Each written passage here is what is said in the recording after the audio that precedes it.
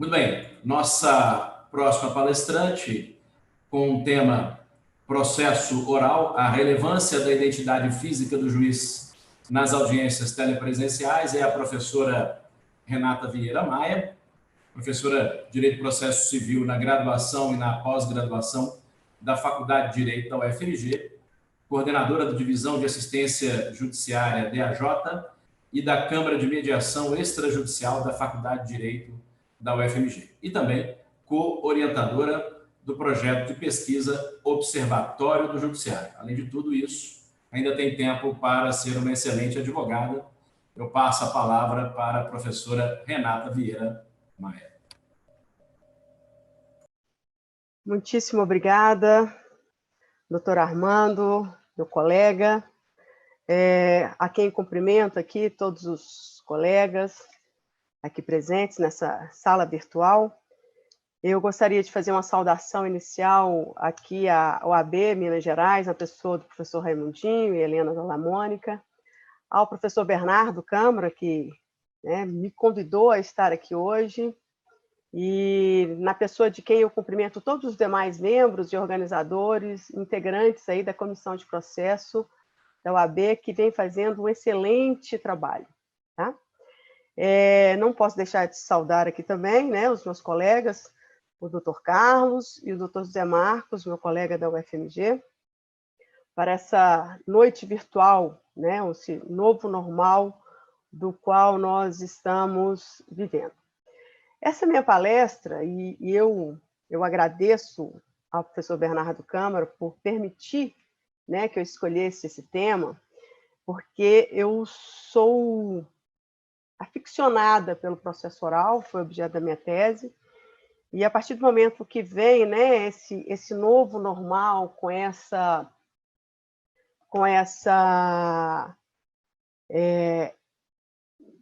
rotina de audiências telepresenciais, como bem observou aí o doutor Carlos Henrique, nos faz repensar aí, voltar um pouco ao processo oral. Então, eu dividi aqui a minha apresentação em 3 partes, e primeiro vou dar um breve apanhado do que seria aqui o processo oral, falar um pouco do subprincípio, como bem observava o Kiovenda, da imediação e identidade física, para depois falar nessa terceira parte sobre o CNJ, essa pandemia Covid, que nós estamos vivendo, tanto que não nos permite estar pessoalmente, e falar um pouco das portarias do CNJ, inclusive, se der tempo, falar um pouco desse juízo 100%, que é uma resolução recente, de 9 de outubro de 2020, do CNJ.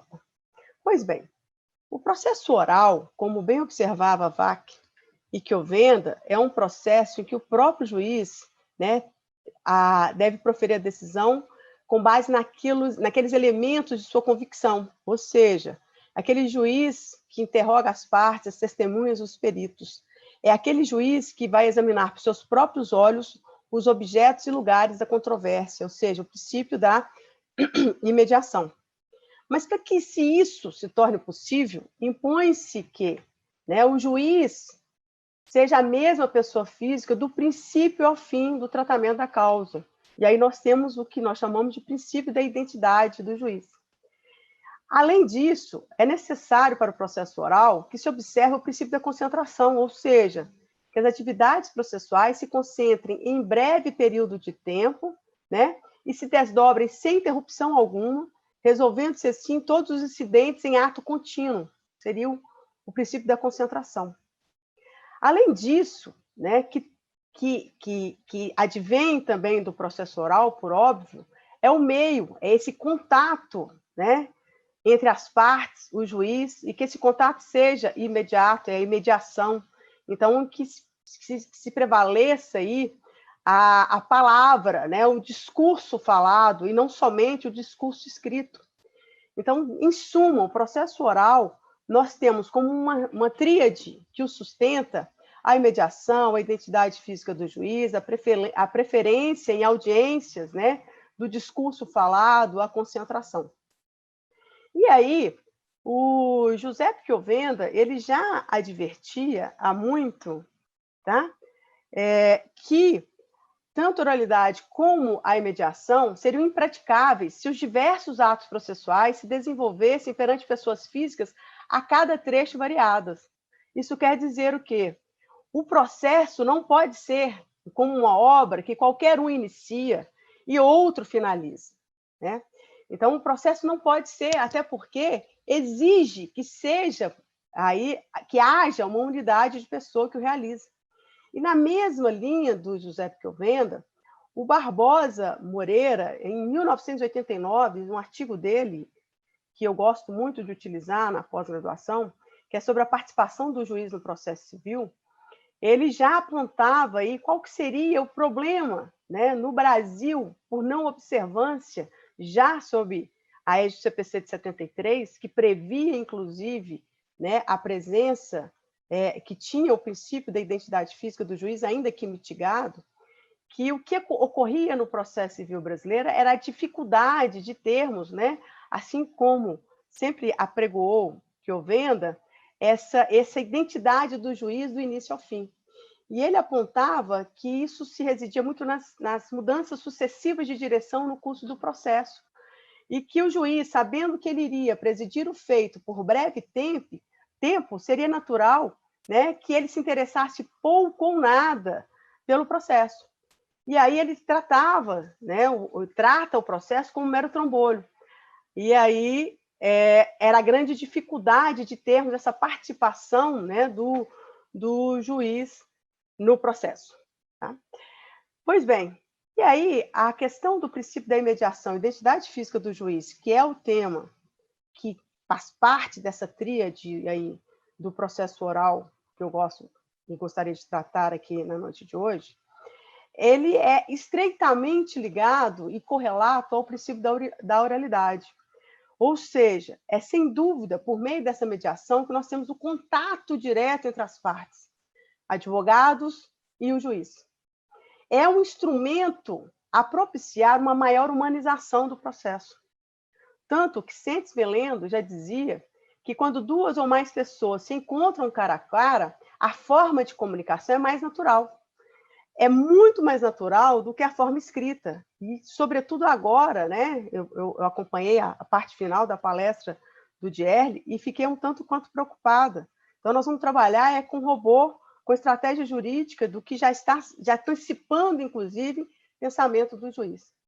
Perdendo aí o nosso judiciário completamente essa humanização. E aí, a partir do momento que nós temos o princípio da imediação coligado com a identidade física do juiz, entendo eu que é um meio para a humanização da justiça, tá? Porque esse princípio está, como já reafirmei, completamente, intimamente ligado à oralidade. E com isso, nós podemos dizer que o juiz que está vinculado, né, a essas alegações de meios probatórios, e que ele que recolhe pessoalmente e diretamente as impressões, é a ele que vai permitir, então, tirar suas conclusões e convicções. E quando nós dissemos em contraditório com o poder de influência, como nós podemos dizer descontradictório com o poder de influência, se nós sequer, como bem observado pelo professor Carlos, que me antecedeu, se o juiz vai ver o vídeo da sustentação oral encaminhada anteriormente à sessão que seria pública. Tá? Isso, então, me traz alguns questionamentos, como que nós poderíamos humanizar o processo, quando nós falamos em humanização do processo, em respeito da condição humana, suas limitações, angústias e dores, em que a gente fala em humanizar o processo para eliminar essa frieza, essa aspereza, esse distanciamento, né? Esse juiz isolado, esse juiz nessa torre de marfim, esse estranhamento, essa total apatia. E aí, quando vem, né, um momento como este que nós estamos vivendo, pandêmico, né, em que nós conversamos através da tela de um computador, então, como nós podemos falar em humanizar o processo quando nós, mais do que nunca, nós estamos vendo uma justiça fria, distante, impessoal, desinteressada, burocratizada? E Celso Barbe já nos advertia, a justiça humanizada não é essa. a justiça humanizada ela tem que estar atenta à situação pessoal das partes. Como nós vamos ter uma justiça que se pretende preservar essa imediação, essa identidade física do juiz, quando eu vejo ela cada vez mais distante? Então, como é que eu vou permitir, né, através dessas técnicas, desses recursos que hoje estão disponíveis a todos nós, que, infelizmente, impedem esse contato físico direto, imediato das partes, tá? E por isso é que eu defendo que a imediação e a identidade física do juiz, ela deve ser conservada, inclusive nessas audiências telepresenciais, que infelizmente vem ocorrendo, mas que já, né, como bem observado pelo professor Carlos Henrique, já eram previstas, e nós vamos recordar aí os exemplos do Código de Processo Civil, né, e que já se permitia desde 2015, hoje nós estamos falando de 4 anos de vigência, né, nesse congresso maravilhoso organizado pela Ordem dos Advogados do Brasil, em que nós estamos falando de 4 anos de avanços, desafios e perspectivas. Então, como nós vamos falar de avanços e perspectivas nesse momento em que cada vez mais nós temos aí subjugado esse princípio da imediação e identidade física do juiz, que não há qualquer comparticipação, né, termo muito utilizado pelo professor Dielli, e essa dialogicidade através de um processo em que vem ocorrendo as audiências telepresenciais, e aí agora, né, por essa novidade do Conselho Nacional de Justiça, um juízo 100% digital. Quero aqui reforçar que também acho que as tecnologias elas vêm para eliminar, né, para nos aproximar, mas ao mesmo tempo que nos aproximam, nos distanciam. Mas por mais que a gente vai falar de audiência telepresencial aqui e o juízo 100%, nós não podemos olvidar, né, desse progresso tecnológico que nos permite, né, que o processo não fique paralisado, que nos permite, né, a realização dessas audiências. E, certamente, como já bem observado por Barbosa Moreira, num artigo de 2006 sobre a significação social das reformas processuais, da Repro de 2006, ele já dizia que fenômenos desse gênero provavelmente nos obrigarão, né, obrigará a doutrina a reexaminar velhos conceitos sobre a imediação. Então, não que eu repila aí o uso da tecnologia, muito antes pelo contrário, a tecnologia ela vem para nos atender, mas a partir do momento que essa identidade, essa tecnologia, ela vai repelir e pode repelir também essa identidade física do juiz, esse contato imediato.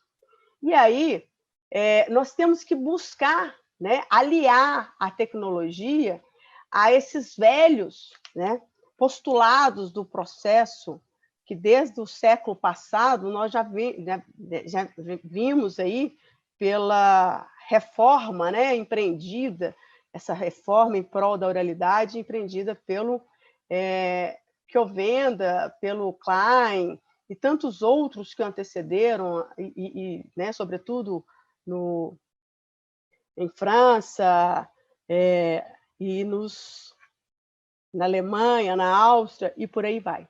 Então, nós temos que procurar incorporar aí a rotina judicial o emprego desses instrumentos, né, criados, que é esse fenomenal progresso tecnológico. Então, esse fenomenal progresso tecnológico que nós temos, ele deve ser utilizado a nosso favor, jamais contra aí essa evolução que nós tivemos. E aí, só para recordar, o Código de Processo Civil, em boa hora, a meu ver, e antes mesmo que se instaurasse a pandemia, né, da Covid, já previa e continua prevendo, né, que atos processuais podem ser praticados por videoconferência. Mas observem, desde o parágrafo 3º do artigo 236, que trata aí dos atos processuais, e que vai repetir a todo momento quando se permite a realização da videoconferência no Código de Processo Civil, nós vamos ver que é sempre, né, a utilização por videoconferência ou outro recurso tecnológico de sons e imagens em tempo real.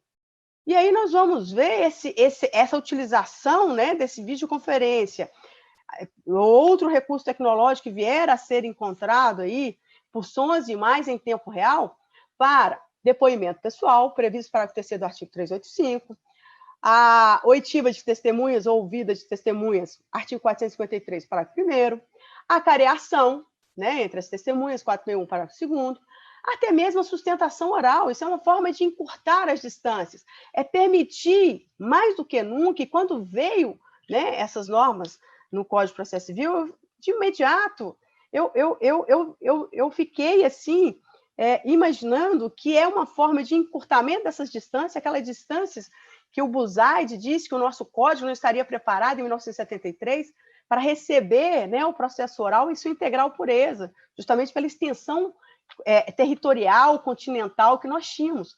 Então, a videoconferência foi justamente para isso, para encurtar essas distâncias.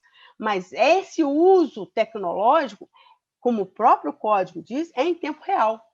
E, por outro lado, o artigo 460 do Código de Processo Civil, nessa linha aí, né, da utilização de uso tecnológico em tempo real, permite a gravação. E, por um lado, quando veio também esse dispositivo 460 do Código de Processo Civil, isso veio casar com aquela ideia que o Barbosa Moreira já falava desde a década de 80. As tecnologias têm que vir para auxiliar, inclusive, a eliminar as atas, né, tão rejeitadas pelo Bentham, ainda na metade do século XVIII, quando ele dizia bastava uma vírgula fora do lugar para que uma expressão, né, para que uma fala ficasse fora do contexto. E isso nós sabemos que ocorre. Então, eu fico muito preocupada, professor Carlos, quando nós vamos nos deparar com audiências que ocorrem em tempo real e essas audiências não são gravadas, né? Que demos um jeito, porque essas audiências elas vão preservar, a meu ver, né, a oralidade, essa imediação, e podem, inclusive, auxiliar na rememoração do magistrado com relação a essas audiências ocorridas à sua presença. Tá? E aí, eu reconheço que o judiciário deve, sim, acompanhar o avanço das novas tecnologias, incentivando e formalizando aí a realização desses atos orais em gravações de áudio, de vídeo, e, a meu ver, são melhores, né, do que a escrita, porque a escrita elas não conseguem conservar esses gestos, expressões, e por mais que a gente tenha, né, alguns receios com relação, sobretudo, à videoconferência, esse momento aqui, que a gente não passa a emoção e o calor desse momento, porque cada um está no seu lar, no seu escritório, e que a gente não pode estar percebendo algo que a gente perceberia se estivéssemos frente a frente, mas ainda assim é melhor esse uso tecnológico para que possamos aí utilizar em favor desse processo, ou seja, preservar nessa identidade do juiz, ou seja, o juiz que participou, colheu as provas, instruiu, né, e ouviu as testemunhas, as partes, deve ser o mesmo juiz a proferir a sentença, mas ainda que não seja, por não observar o princípio aí da concentração dos atos, que também envolve aí o núcleo da oralidade, nós temos aí como preservar aí essa realização dessas audiências virtuais. E me traz um certo constrangimento quando me deparo, né, com essa resolução número 345, de 9 de outubro de 2020, só para trazer, é um momento, né, único, que eu posso trazer aqui para vocês, eu tenho certeza que não é sabor de novidade, é que se permitiu aí a utilização desses juízos 100% digital. E um dos argumentos utilizados pelo CNJ é que visa esse juízo 100%, é claro que ele não é obrigatório, ele será optativo, é justamente eliminar aqui a prática de atos físicos que exigem a presença das partes nos fóruns. O que nós estamos fazendo com essa tecnologia? Nós estamos cada vez mais alijando as partes, né? Não permitindo que as partes tenham esse contato direto aí com o magistrado. Eu espero que seja apenas uma fase momentânea, mas pelo que eu pude perceber dessa resolução do CNJ, esse processo 100% digital, o ideal é que ele venha para ficar. Eu não acho que deva ser assim. Estamos, sim, vivendo um momento, né, em que se exige a audiência telepresencial. Mas, por outro lado, né, essas audiências telepresenciais, a meu ver, esse processo 100% digital, eles nos trazem risco. Que por mais, né, que eu seja defensora, nós temos que utilizar, mas, como bem observado pelo professor Carlos Henrique, qual a garantia que eu tenho que as testemunhas não estarão no mesmo ambiente? Qual é a certeza que eu tenho que as testemunhas não estão lendo peças do processo?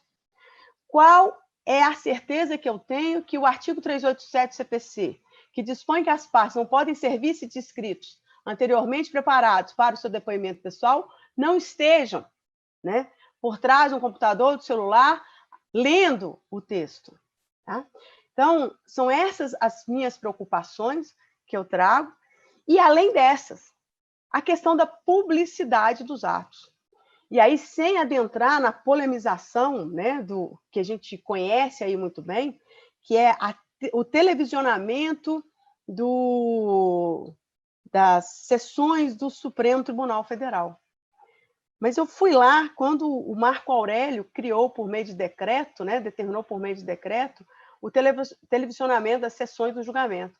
E uma das justificativas do Marco Aurélio foi que a publicidade permite ao cidadão a cobrança e a eficiência dos seus julgadores. Como fica a publicidade dos atos ocorridos de forma 100% digital ou por meio de videoconferência? É possível que os jurisdicionados fiscalizem o magistrado? Eu volto aqui a relembrar Bentham. Bentham, né, ele reforçava que a publicidade é a alma da justiça.